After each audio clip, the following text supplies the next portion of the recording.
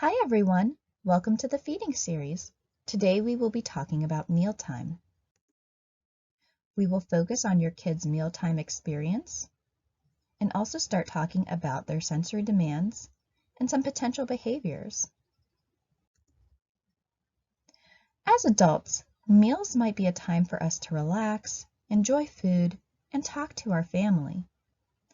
For kids though, meals can be intense as they navigate new and unfamiliar tastes and textures, sounds and smells.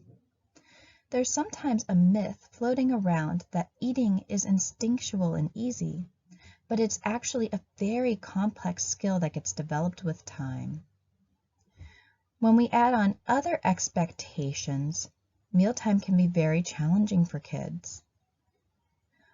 What we need to do is think about which mealtime expectations are necessary and which are just desirable or something that we would like. For instance, it is necessary for a child to have proper supportive seating while eating. So we need to have the expectation that they will sit during a meal to avoid choking and other health risks. On the other hand, we might want our child to join in family conversation, but it's not necessary.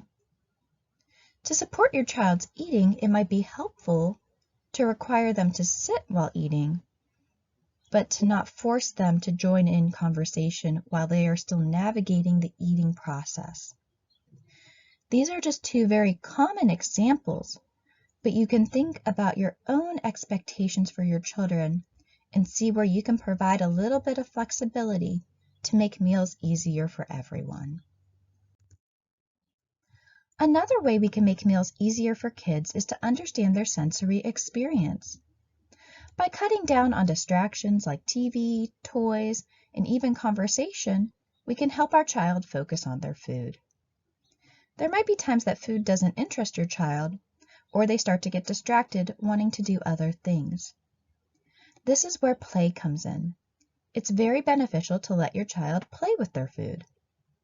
Let them be a little messy.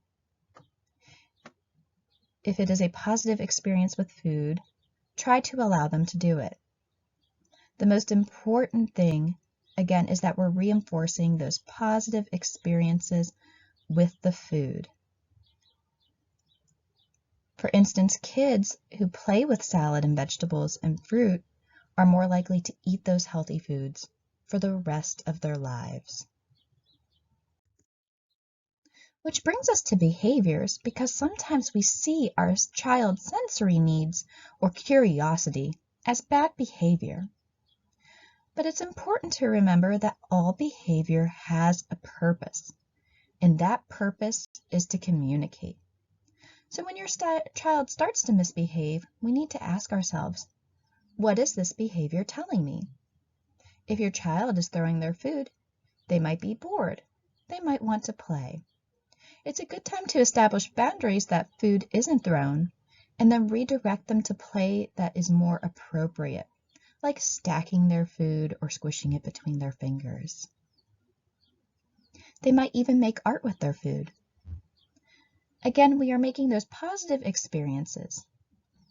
Using cues from your child's behaviors is much more helpful than just trying to punish the bad behavior away.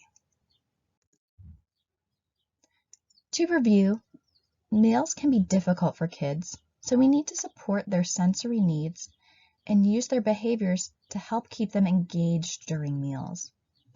We want to establish healthy, needed boundaries while also giving children the freedom to play and have positive mealtime experiences. Thank you for watching. If you have any questions or concerns, we would love to hear from you. As always, these videos are not a substitute for medical care. Please always seek the advice of your medical team before implementing any of the strategies discussed here. Until next time.